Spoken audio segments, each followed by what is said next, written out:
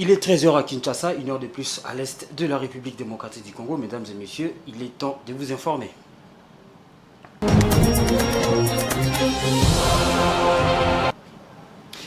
Comme on pouvait bien s'attendre, Félix Tshisekedi vient d'être désigné à nouveau comme candidat président de la République par son parti Union pour la démocratie et le progrès social, UDPS. C'était lors du congrès extraordinaire de cette formation politique tenue ce jeudi le 26 et le 27 août 2023 dans la commune de Lantélé à Kinshasa. Par la même occasion, UDPS l'a aussi conduit comme son président pour 5 ans, rappelant que la CENI convoque l'électorat pour l'élection du président de la République ce 1er septembre.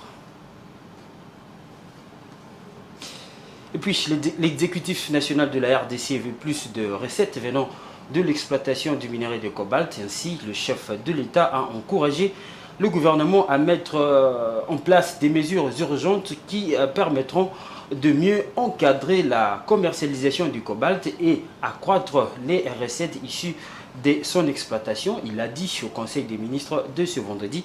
Suivez le porte-parole du gouvernement, Patrick Mouyaya. Le président de la République a rappelé que notre pays figure parmi les pays disposant des plus grandes ressources en cobalt au monde.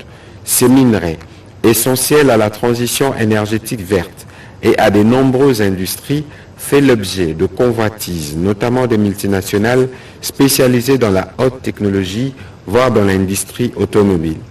À l'heure où le volume d'exploitation du cobalt croît exponentiellement et que la technologie se veut centrale dans nos sociétés, il est curieux de constater que notre pays, malgré ses potentialités, ne tire que très peu de profit de son exploitation brute du dit métal, contrairement aux multinationales, qui enregistrent de chiffres records grâce notamment à la vente d'artefacts composés entre autres de ces minéraux stratégiques. Dans le même temps, la valeur de ces multinationales a fortement augmenté et leur capitalisation dépasse de loin le produit intérieur brut de notre pays. Cette situation, déplorée par le président de la République, est notamment due au manquement en ce qui concerne l'approvisionnement, la fixation de prix et l'exportation du cobalt. Le président de la République a aussi noté le paradoxe qui s'observe actuellement dans les marchés du cobalt avec le coût de la tonne qui baisse alors que la demande mondiale augmente. Tout en accélérant la mise en œuvre de sa stratégie de transformation locale de ces minerais, il a encouragé le gouvernement à mettre en place des mesures urgentes qui permettront de mieux encadrer la commercialisation du cobalt et d'accroître les recettes issues de son exportation. Par conséquent, il a demandé au ministre des Finances et à la ministre des Mines de finaliser tous les projets d'arrêtés interministériels initiés par le ministère des Finances sous la coordination du ministre, dans le but de permettre un meilleur encadrement de l'exportation du cobalt en ayant en ligne de mire l'accroissement des recettes issues de son exploitation. 4 bandits de grands chemins arrêtés récemment par les services de sécurité de la province du Haut-Katanga ont été transférés à Kinshasa. Le gouverneur de province Jacques Kabula Katoué a assisté à cette opération de transfèrement de ces malfrats vers un autre centre pénitentiaire. Suivez. Les 4 malfrats arrêtés dans le Haut-Katanga pour braquage ont été transférés ce jeudi 24 août 2023 dans l'une des prisons de la ville-province de Kinshasa. Ils y seront jugés. Ainsi, les 2 armes qu'ils utilisaient dans leur sale besogne seront également présentées devant le juge comme éléments de preuve à la justice d'établir leur responsabilité au regard du forfait commis. Le chef de l'exécutif provincial Jacques Kabula Katoué, le vice-gouverneur de province Jean-Claude Kamfwa Kimimba et les services de sécurité du Haut-Katanga ont assisté à l'embarquement de ces présumés bandits qui ont tant causé du tort aux paisibles citoyens louchois en particulier et aux Katangais en général. Pour rappel, l'autorité provinciale Jacques Kabula Katoué avait promis de transférer tous les criminels dans le centre pénitentiaire d'autres provinces de la République démocratique du Congo. Il y a eu la première vague acheminée à Angenga dans les années passées pour le général Onzimba Okito, commissaire principal de la police nationale congolaise dans le Haut-Katanga. Ce transfèrement est le début de l'opération.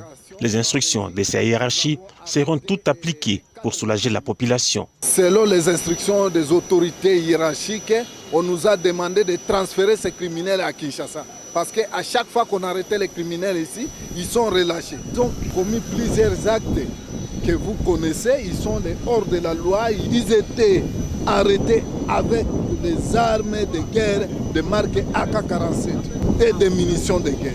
Le gouvernement provincial du Haut-Katanga, avec à sa tête le gouverneur Jacques Aboula Katoué, est déterminé à assurer la sécurité de la population. Et c'est bien.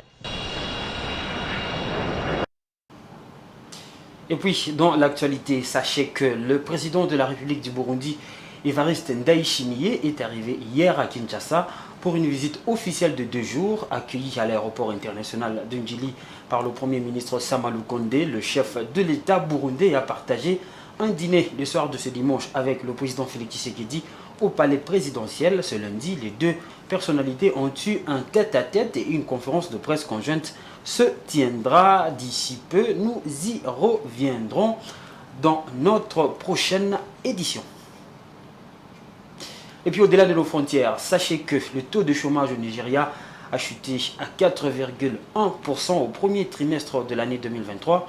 L'information ressort d'un récent rapport du Bureau national des statistiques. Les bureaux relèvent qu'environ 3 Nigérians en âge de travailler, âgés d'au moins 15 ans sur 4, avaient un emploi au premier trimestre 2023.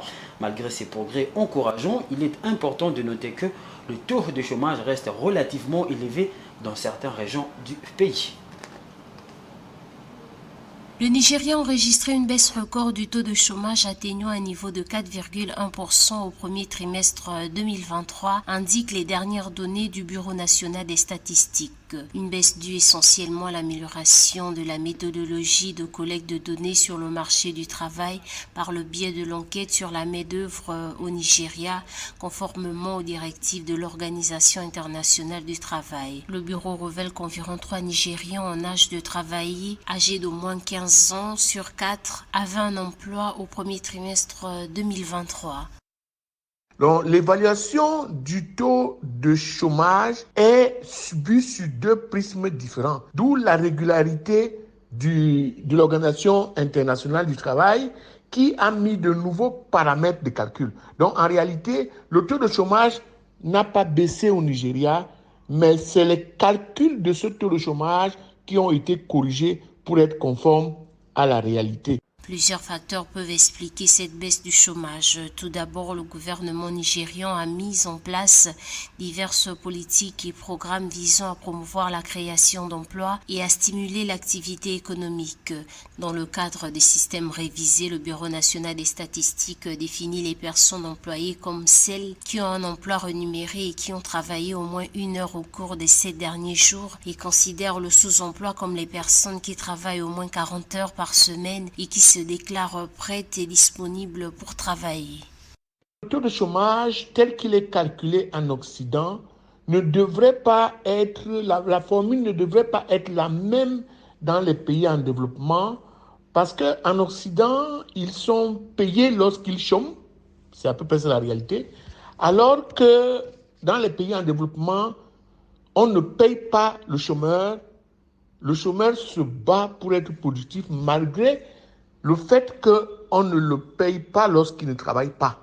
Malgré ces progrès encourageants, il est important de noter que le taux de chômage reste relativement élevé dans certaines régions du pays, en particulier parmi les jeunes et les femmes.